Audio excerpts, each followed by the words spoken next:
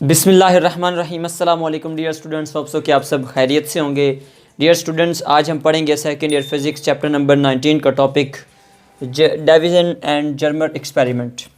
Dear students, सबसे पहली चीज़ कि इस एक्सपेरिमेंट में किया क्या गया, इसमें डिस्कस किया गया, इसमें किस चीज़ का एविडेंस दिया गया। तो इसमें जो एविडेंस दिया गया वो ये था कि पार्टिकल्स बिहेव लाइक वेव। देखें, इससे पहले जो हमने टॉपिक पढ़ा उसमें हमने ये देखा था wave nature of the particles, जिसमें डी ब्रोगलाई ने ये हमें कंसेप्ट दिया था कि अगर वेव्स पार्टिकल्स की तरह बिहेवियर शो कर सकते हैं, वेव्स पार्टिकल्स की तरह बिहेव कर सकती हैं, तो फिर पार्टिकल्स को भी वेव्स के तौर पे बिहेव करना चाहिए। लेकिन ऐसा कोई प्रैक्टिकल एक्सपेरिमेंटल प्रूफ नहीं था, ऐसा कोई प्रैक्टिकल एविडेंस नहीं था। तो इस चीज़ का प्रैक्टिकल एविडेंस देने के लिए, यानी कि पार्टिकल्स भी वेव के तौर पे बिहेव करते हैं, हमारे पास दो साइंटिस्ट थे, डेविसन एंड जर्मर। इन्होंने एक्सपेरिमेंट किया और इस चीज़ का एविडेंस दिया कि जब एक पार्टिकल जस्ट लाइक ये इलेक्ट्रॉन, जब ये पार्टिकल मूव करते हैं तो ये वेव पैटर्न जनरेट करते हैं, ये वेव की तरह बिहेव करते हैं। तो डियर स्टूडेंट्स, इसके लिए हम इसकी एक्सपेरिमेंटल सेटअप की तरफ आते हैं। तो इसमें क्या किया गया कि ये हमारे पास एक इलेक्ट्रॉन गन है जिसमें ये फिलामेंट है, ठीक है, और इसमें ये एक निकल क्रिस्टल ली गई। ये हमारे पास डिटेक्टर है जो कि डायफ्रैक्शन पैटर्न को डिटेक्ट करता है। ये सर्कुलर फॉर्म में इसको रोटेट करवाया जाता है। इसकी वर्किंग की तरफ आएँ तो सबसे पहले इसको हीटअप किया जाता है। तो हमें पता है हीट देने से जब इलेक्ट्रॉन्स इमिट होते हैं, यानी थर्मियोनिक इमिशन के अकॉर्डिंग यहाँ से इलेक्ट्रॉन्स इमिट होते हैं और इन स्लिट्स के थ्रू हम इसको कंट्रोल करते हैं, क्योंकि यहाँ से हमारे पास क्या हो रही है, स्प्रेडिंग होती है, यहाँ से स्कैटरिंग होती है।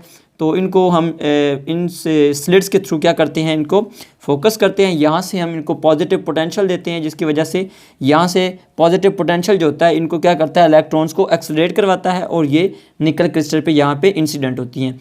ये बीम ऑफ इलेक्ट्रॉन्स जब यहाँ पर फॉल करती हैं तो एंगल 5 पे हमारे पास यहाँ पे क्या हो रही है, डायफ्रैक्ट हो रही हैं। तो इसकी डायफ्रैक्शन किस एंगल पे हो रही है उसको डिटेक्ट करने के लिए हमने यहाँ पे डिटेक्टर लगाया होता है, जो कि इस सर्कुलर फॉर्म में, ये सिर्फ हमने सर्कुलर फॉर्म में रोटेट करवाने के लिए ये हमने बनाया हुआ है सर्कुलर फॉर्म, कि यहाँ पे ये हर एंगल पे रोटेट करता है और ये डायफ्रैक्शन पैटर्न को ऑब्जर्व करता है।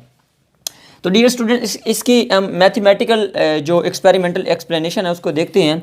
तो हमारे पास जब ये इलेक्ट्रॉन्स यहाँ से, इलेक्ट्रॉन की बीम यहाँ से मूव करना शुरू हुई, एक्सेलरेट हुई, यानी उनकी पोटेंशियल एनर्जी काइनेटिक एनर्जी में चेंज हुई, तो वो काइनेटिक एनर्जी हमारे पास होती है जो हम पोटेंशियल देते हैं इलेक्ट्रॉन्स को, वी। तो काइनेटिक एनर्जी वैसे अगर हम देखें सिंपली तो हमारे पास काइनेटिक एनर्जी इक्वल होती है 1/2 mv²। यहाँ से mv², ये काइनेटिक एनर्जी को कंपेयर करें तो वी इक्वल आ जाएगा 1/2 mv²। आप क्या करें, ये 2 को इधर डिवाइड हो रहा है, इधर मल्टीप्लाई कर दें तो 2ve = mv² आ गया। अब दोनों तरफ m को मल्टीप्लाई करें तो इधर m2mve आ जाएगा और ये m का स्क्वायर बन जाएगा, m²v²। हमें पता है कि स्क्वायर को ख़त्म करने के लिए हम अंडर रूट लेते हैं, तो दोनों तरफ आप स्क्वायर को ख़त्म करने के लिए क्या लेंगे, यहाँ पे अंडर रूट लेंगे। तो यहाँ पे आपके पास अंडर रूट आ जाता है और यहाँ पे स्क्वायर के साथ अंडर रूट ख़त्म हो जाता है। तो एम वी किसके इक्वल आ गया, 2mve अंडर रूट। हमें पता है p = mv होता है, तो mv की जगह हमने p लिख लिया। ये हमारे पास मोमेंटम इसके इक्वल आ गया 2mve अंडर रूट। अब हमारे पास जो डी ब्रोगलाइज इक्वेशन होती है वो होती है lambda h/p, Planck's constant over momentum wavelength is equal to.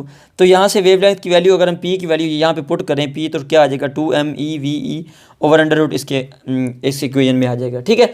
अब डियर स्टूडेंट्स, हमने इस वेवलेंथ की वैल्यू निकालनी है। हमें पता है कि अगर हम वेवलेंथ एक्स रेज की वेवलेंथ के कंपेरेबल निकाल लेते हैं, एक्स रेज हमें पता है कि एक्स रेज जो होती हैं उनकी वेवलेंथ जो होती है 10⁻⁻10 में आती है, वो डिटेक्टेबल होती है। इसका मतलब है उस वेवलेंथ को हम मेजर कर सकते हैं, डिटेक्ट कर सकते हैं।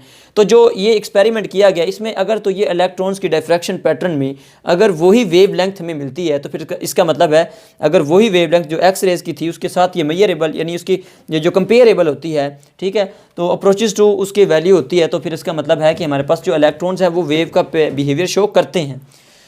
तो इसमें हम क्या करते हैं, सिंपली इस फॉर्मूले में वैल्यूज़ पुट करते हैं। हमने जो यहाँ से पोटेंशियल दिया वो कितना था, 54 वोल्ट।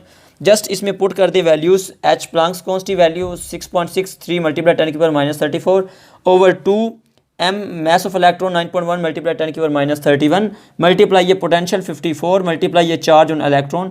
तो जब इसको कैलकुलेशन आप करेंगे इसकी, तो आपके पास आ जाएगा लैम्डा = 1.66 × 10⁻10 मीटर। अब ये हमारे पास जो वेवलेंथ है ये 10⁻⁻10 में आ रही है, ठीक है, जो कि हमारे पास एक्स रेज की वेवलेंथ के कंपेरेबल है। देखें इसको अगर हम देखते हैं ब्रैग्स लॉ के अकॉर्डिंग, जो कि हमने फर्स्ट ईयर में पढ़ा हुआ है ब्रैग्स लॉ, उसके अकॉर्डिंग, जिसमें हमने एक्स रेज को क्रिस्टल जो मेटल क्रिस्टल के ऊपर फॉल करवा के हमने ये इक्वेशन निकाली थी 2d sin theta = m lambda.